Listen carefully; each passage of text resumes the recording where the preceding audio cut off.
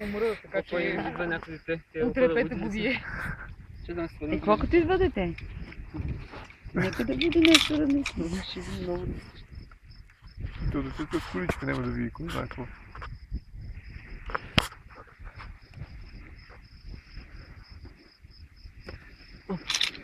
Той Иванов майката се притесни, не знам защо. Той по-далеч, така да не ни удари. Ти ли да ви разказвам историята на нунчаките докато въртя? После ще ни я разкажеш. Добър си. Да не се разсега.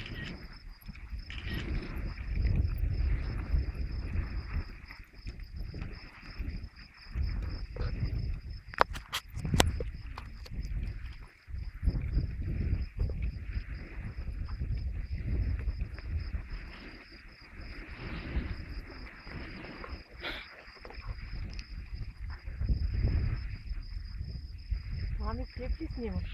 Да. Чудесно. Аз правя снимки. Знаеш колко готини ще стане? Да, на фона на това. Да, много яко. Някой С таблета, докато снимам клип, мога да правя и снимки, обаче не го взех, за което съжалявам. Нищо, ти прави клипа, аз правя снимки. Знаеш колко е готино? Защото те...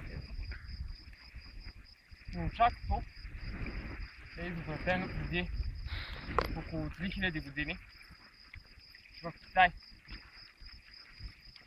Може да са били 1500, не съм носил.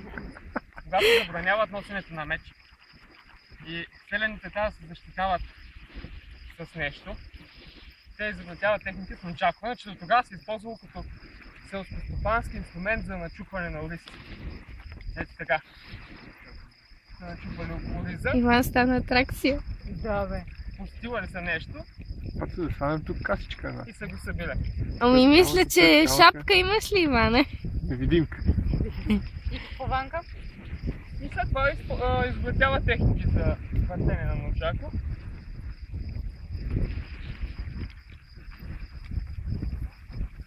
Трябва ти около 3 години да се научиш да въртиш правилно нунчако. Аз съм започнал на 6-7 години. Бях много запален, откъснах стеничка.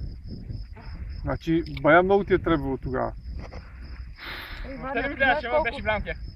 А Ванка, какво между игрите, между шахматните партии ли го въртиш? Да, тренирах, защото за да тренираш шах, както трябва да тренираш и физиката. Освен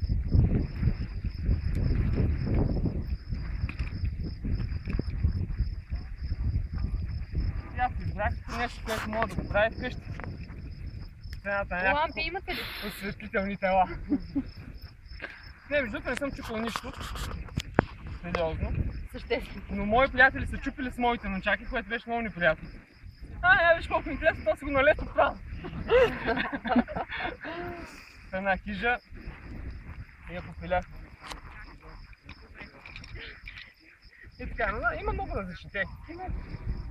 Основните са, това е хеликоптер, сменянето на хватовете. Ето, това движение го наричат дракон, сменяш хватата, сменяш хватата. А това го наричат двоен дракон, защото се прави с двете. Това се казва мелница. И това е много обратно.